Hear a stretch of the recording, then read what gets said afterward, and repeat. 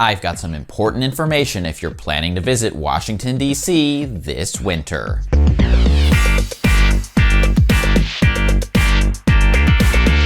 Hello, my name is Rob. I'm a tour guide and the founder of Trip Hacks DC Tours. On this channel, I share my best tips, tricks, and hacks for exploring Washington, D.C. And over at triphacksdc.com, you'll find info about tours and more. Just in case you haven't heard, there was a big Omicron case spike the week before Christmas. And as a result, some new vaccination rules that you'll want to know about if you're planning to visit soon. Plus, I have some updates about the reopening status of big sites and a few other travel updates. And at the end of the video, I'll give my opinion about whether I think this winter is a good time for a visit. And I know that many of you are getting out there and traveling again. So if you're planning a trip to DC in 2022, leave a comment under the video and let me know when you're coming and what you're most looking forward to doing. With that said, let's get started. First, let's do a refresher on the current mask rules. On December 20th, DC reinstated its indoor mask mandate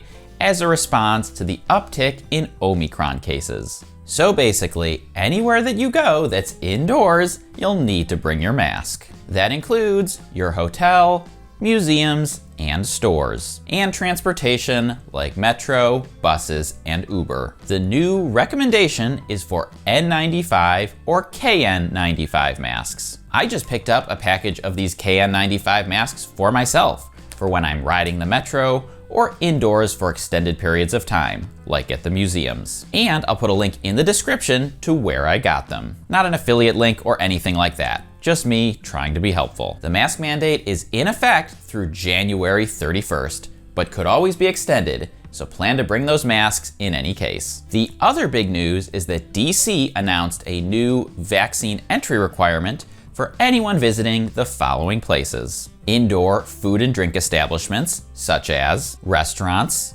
nightclubs, taverns, coffee shops, and food halls. Indoor entertainment and cultural establishments, such as concert and live entertainment venues, sports arenas, movie theaters, and bowling alleys. Indoor exercise and recreation venues, such as gyms, fitness studios, and facilities used for group fitness classes. And indoor event and meeting establishments, such as the convention center and hotel conference areas. The new rule will apply to those 12 years and older and will go into effect on January 15th. Starting January 15th, you will need to show proof of at least one vaccine dose. And starting February 15th, you will need to show proof of full vaccination. DC joins many other big tourist cities in the US that either already have or have announced vaccine rules, including New York City, Los Angeles, Honolulu, New Orleans,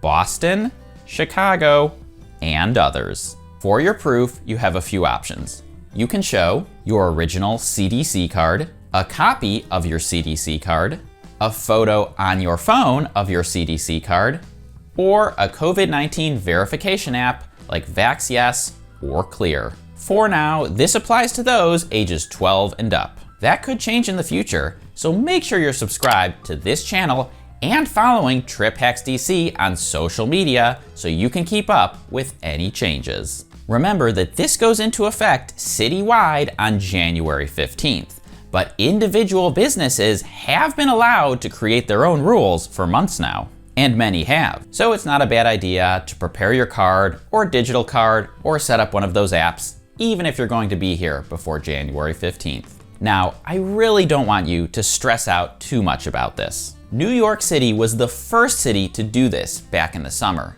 and I personally traveled to New York City in September. And my experience was that it was really not that big of a deal at all. Whenever I went to a restaurant or a bar, the host or the person working the door looked at my card on my phone and then let me in. It was no more burdensome than going to drink at a bar and having the bouncer or the doorman check ID to make sure you're 21. So just come prepared and you'll be fine. And this video is not comprehensive, so if you want all the details about the new rules, here is the link to the official government URL, and I'll also drop a link to it in the description. Now, let's run through some reopening updates. Most tourist sites in Washington, D.C. at this point have at least partially reopened. The two biggest exceptions are the Capitol Visitor Center and White House tours. As an alternative, I suggest the White House Visitor Center, right across the street from the actual White House. And if you really want to tour the Capitol, you can try contacting one of your two senators. Not your House member, but a US senator. Senate offices are now allowed to each run 2 30-minute tours each week. So this is still a very limited capacity,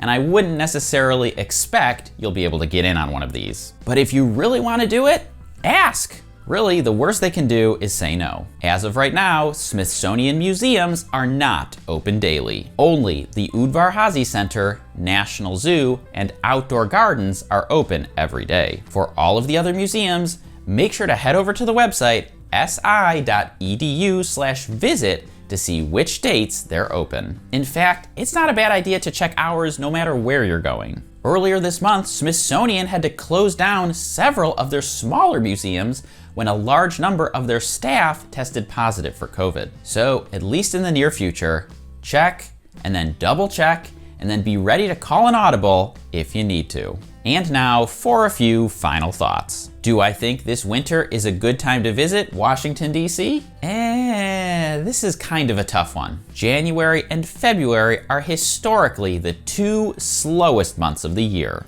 which means if you do visit, it could be an advantage because you'll have much smaller crowds than you'll find the rest of the year. That said, with Omicron cases spiking, it also means a higher likelihood of things going wrong. For example, your flight might get canceled, or museums or other sites could close due to staffing issues. So if you visit this winter, I think that flexibility is the name of the game. I am personally hoping that this current wave is over by spring break, and that we can all have a ton of fun at this year's Cherry Blossom Festival. And one more thing before I go, is that a lot of people who've been coming on my tours lately have been curious about whether Washington, D.C. tourism is coming back and how TripHacks DC tours are doing. But I did record a podcast episode and did my best to answer the question. So check out the video description for a link or search TripHacks DC in your favorite podcast app and give it a listen. And hey, if you made it this far, then I highly recommend another TripHacks DC video, so go ahead and click or tap right over here to watch the next one. And if you're coming to DC and interested in signing up for one of those TripHacks DC guided tours,